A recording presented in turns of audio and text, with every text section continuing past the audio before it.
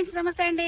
మీ శ్రీలహరి పునాస్ మామిడికాయలతో చట్నీ చేద్దాం అనుకుని చక్కగా 5-7 కాయలు కోసుకొచ్చాను. పునాస్ కాయలు చక్కగా పెద్ద పెద్ద టెంక పట్టేసినండి.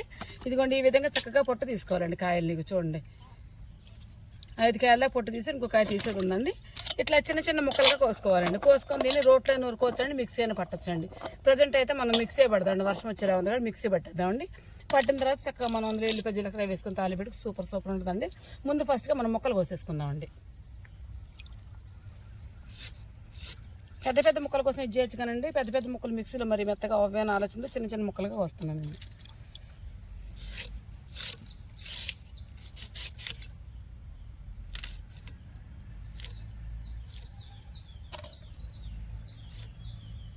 చక్కగా ఈ విధంగా ముక్కలు కోసుకోవాలండి. కోసుకున్న తర్వాత మనం మెత్తగా పడదామండి.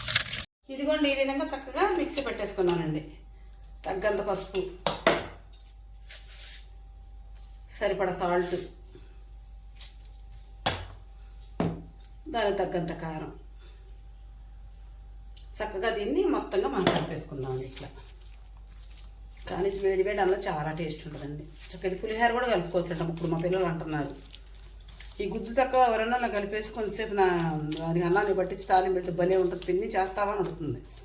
ఏమ్మ అంటే వద్దురే చట్నీ బాగుంటుంది ఆ పాప. కారం సరిపోదండి, అందుకే మరి ఎంత వేస్తున్నా కారం. వర్షాల చక్క నీరుతోనే ఉందండి కాయ అంతా కూడాను. సరిపోతే ఉంటుంది దొరక కారంగా. కొంచెం ఏమంటారు,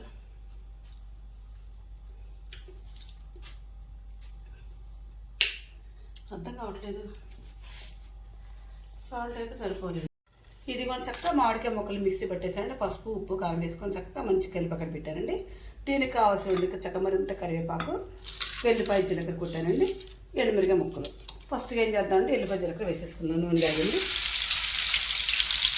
తర్వాత వచ్చేసి ఎండుమిరపకాయ వేద్దాం, లాస్ట్లో కరివేపాకు వేరేసి కరివేపాకు వచ్చి చక్క చాలా టేస్ట్ ఉంటుంది కదా చేసుకుంటే. ఒక తాలింపు తీయడం ఉంది కదండి. ఇప్పుడు మనం చట్నీ వేసేసుకుందాం.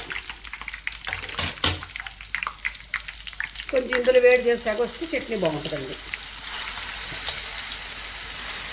ఒక్క నూరు నుంచే చక్కటి మామిడికాయ చట్నీ.